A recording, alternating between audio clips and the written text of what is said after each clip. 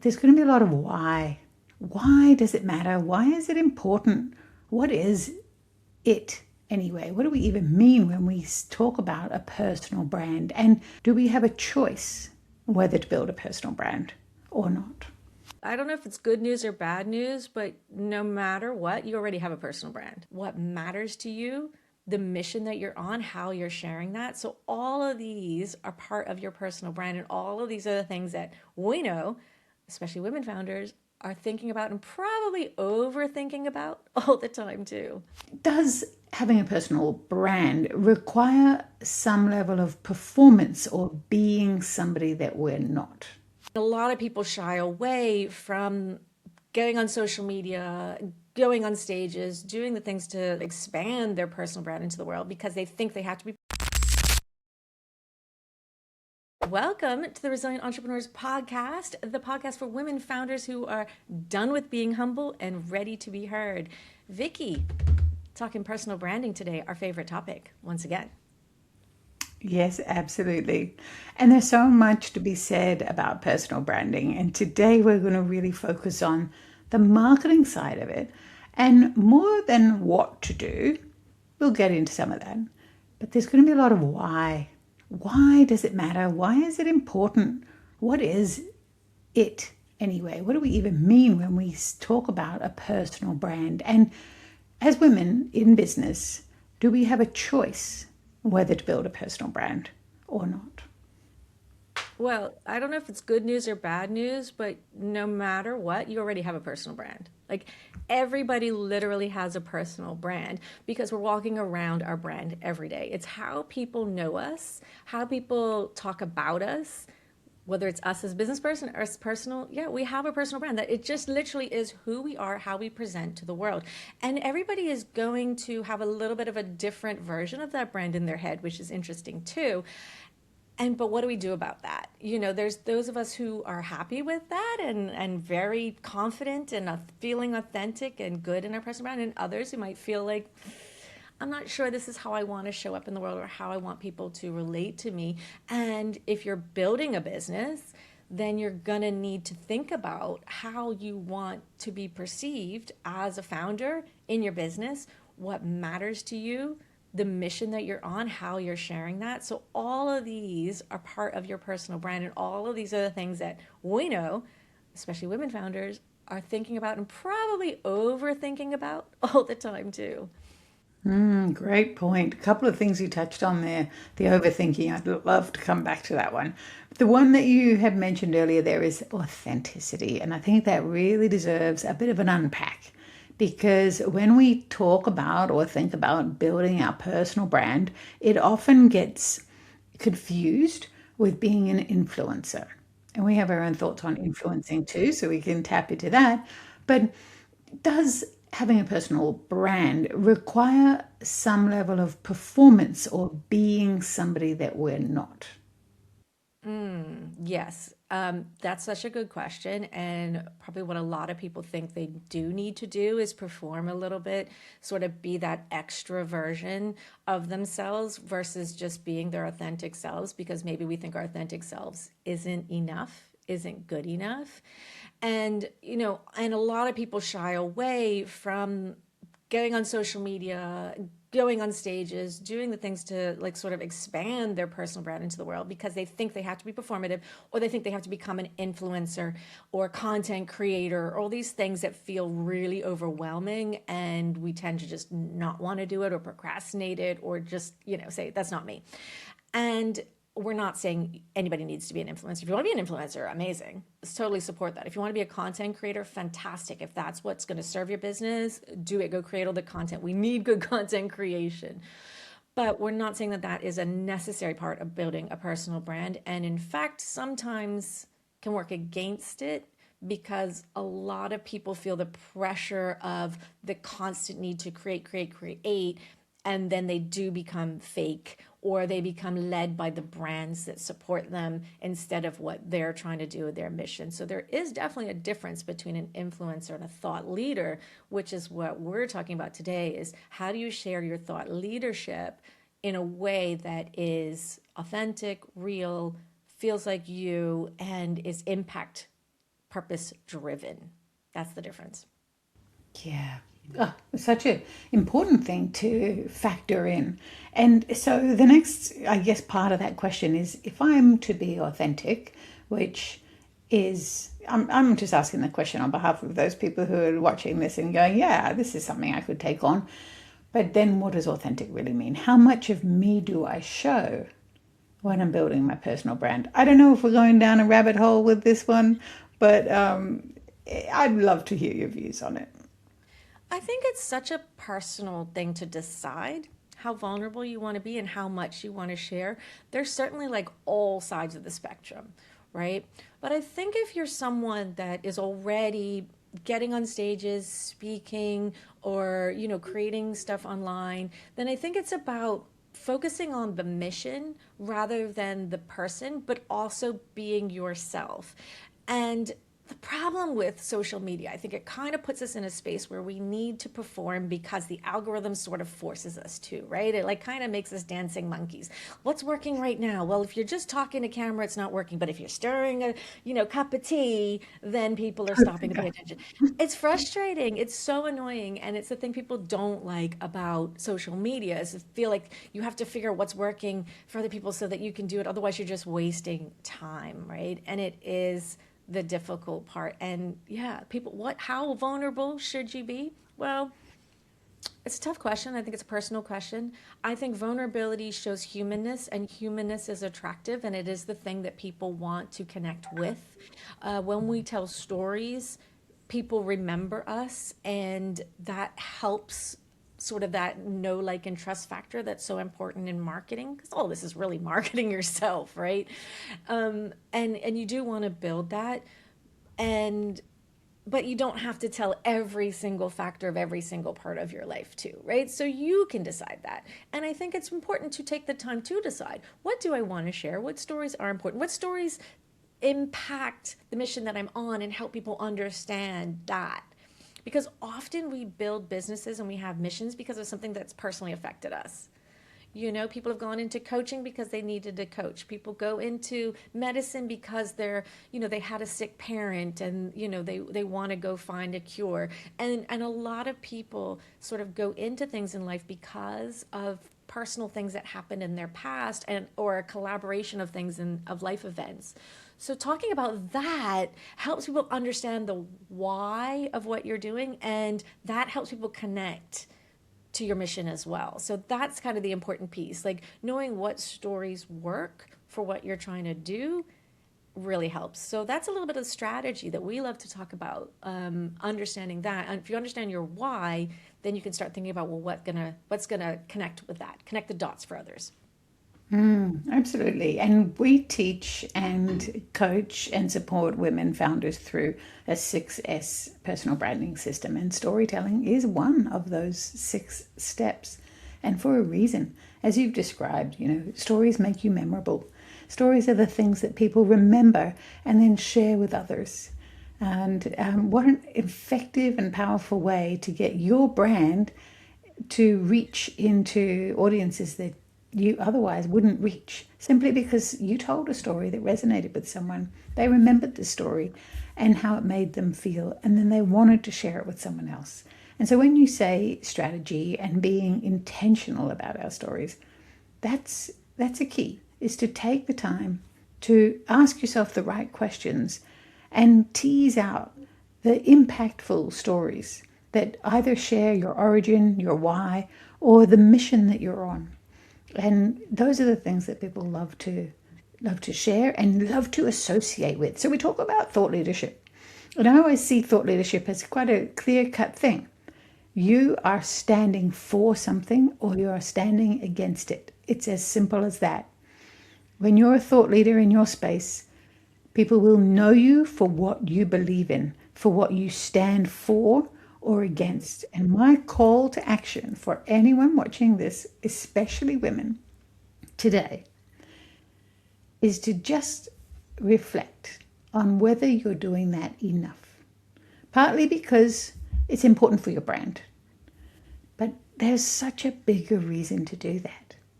If you believe in something and you're not speaking into it, then what are you doing? Why are you not speaking into it?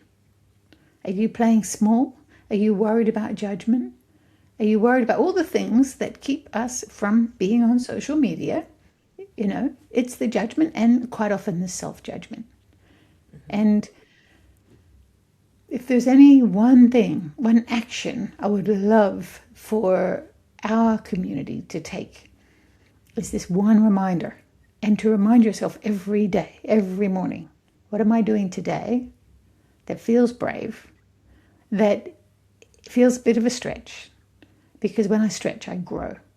And when I grow, my community grows. So, what do you stand for, ladies? And what are you going to do to advance that?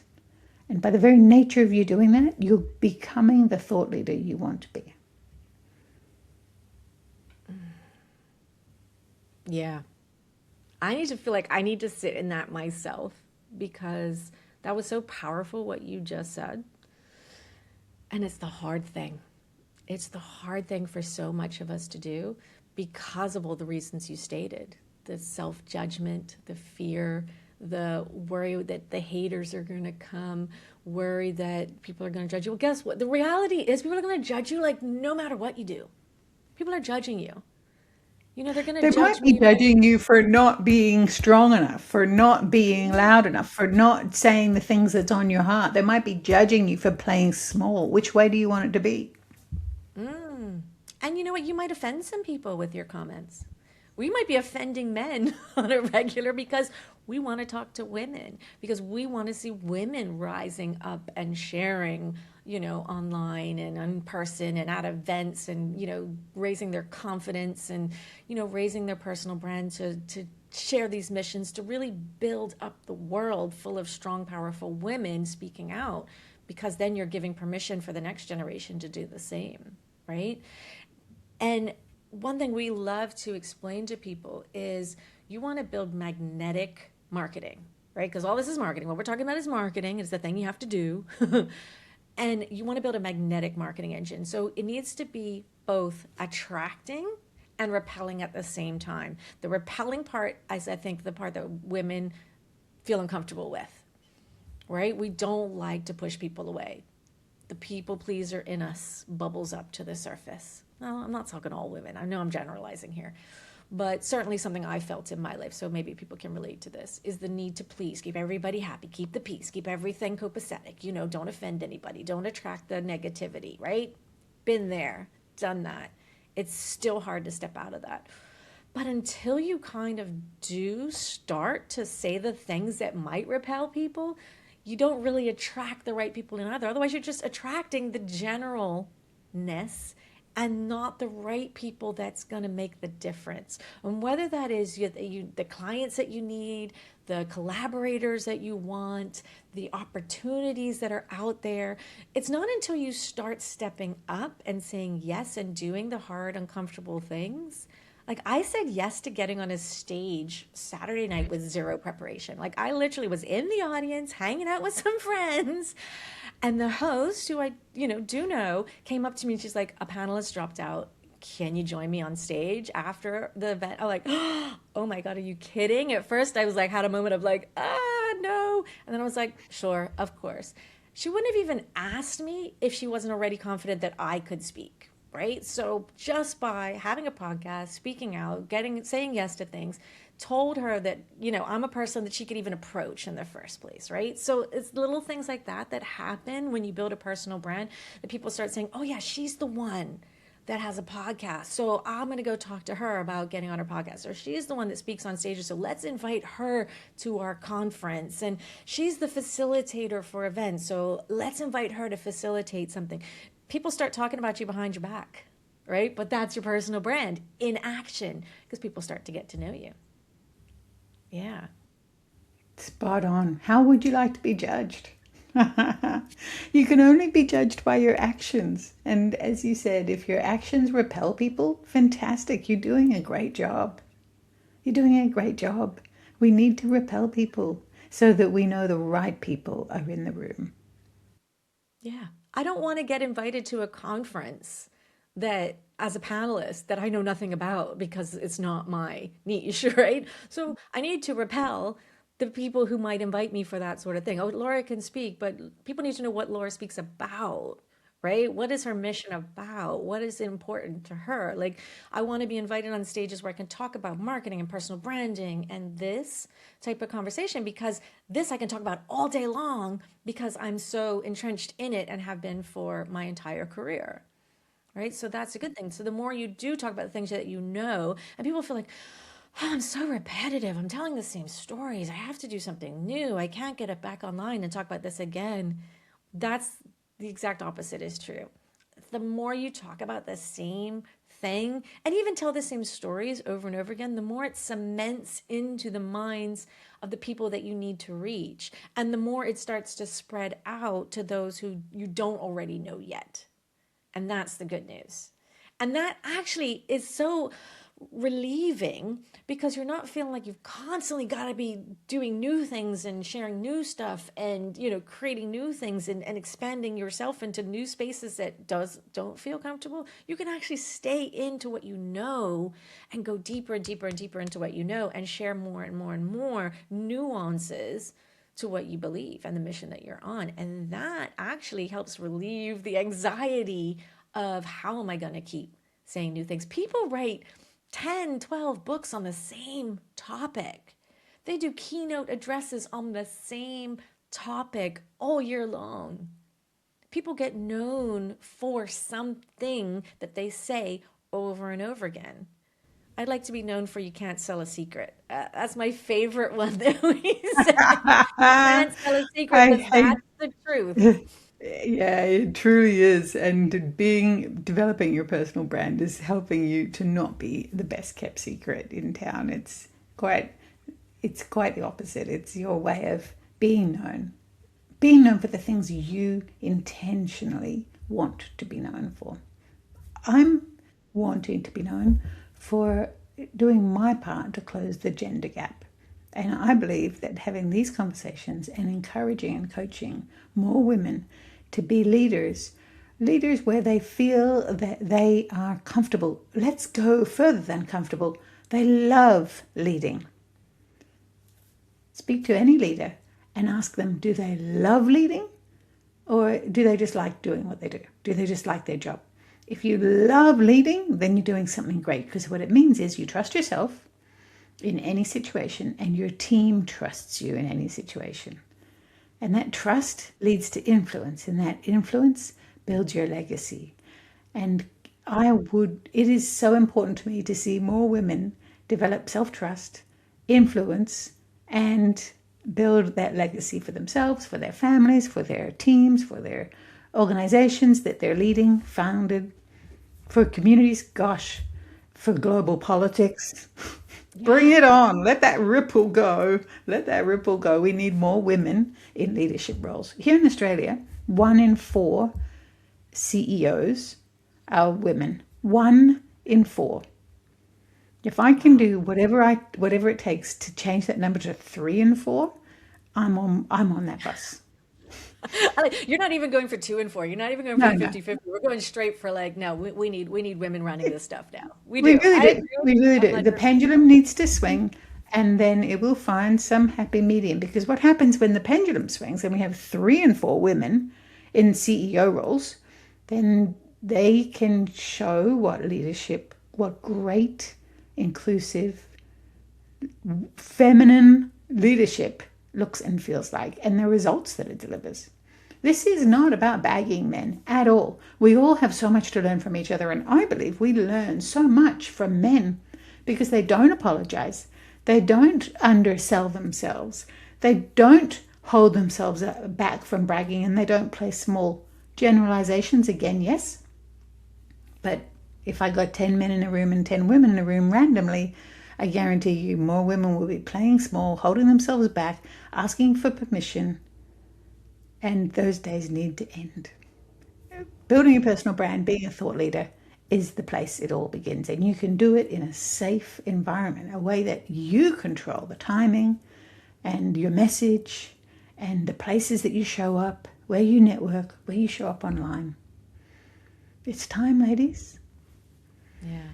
I totally believe in everything you've just said, Vicki. I think women in leadership, women in entrepreneurship, women who are building something, either a team, a space, a culture, makes such a difference because the inclusivity of what you just said is so important. And diversity is so important for any business to do well, is to have diversity of ideas and thoughts and culture, and just building a system, because we're in a changing world right now. We can have this is the perfect opportunity to build better systems and build businesses that work for everyone, that work for the single mom, the woman who has to look after aging parents, all the other things of life that come in, that we sacrifice one or the other. I don't think that needs to be. We can integrate life and business in such a more harmonious way that we all live better lives, happier lives, more fulfilled lives. We can go on missions. We can make real change and have true impact when we create something better. And the place to start, the very beginning, is just building our voices, going on missions, sharing them publicly so that others feel safe to do so, and we build community and we build a world that feels more positive, inclusive, safe, all the things that we want, so that we all go into a better space. So amazing. Another amazing conversation, Vicki. I love having these chats with you. Thank you to everyone who's joined us. And if you are interested in learning more about this and building your own personal brand and want some support around that, that's exactly what Vicki and I do. We have a membership called Women Founders Circle, where we really help women to just get very clear on what they need to do to build a personal brand with coaching. Vicki's an incredible coach, and teaching, which is what I'm really passionate about. We blend the two together so that we can all move forward together, inspire each other, have the resources you need to, how do I build a media kit? Well, we can help with that too. And all the things that really help us to move forward together. And that's our goal, is to move as many women forward together in this time as possible. So join us. We host a masterclass every single month, and you can come along and just connect with us, learn from us. We love to share. We love to connect. We love to collaborate. We love to hear from you. Like, what are you dealing with? What is bothering you? What's stressing you out about this? Are you playing small, or are you stepping into being a little bit braver and trying something new and stretching? So we'd love to hear from you. So thanks for joining us, and we really hope to see you very soon. Thanks, Vicki. Yeah, have a fabulous day.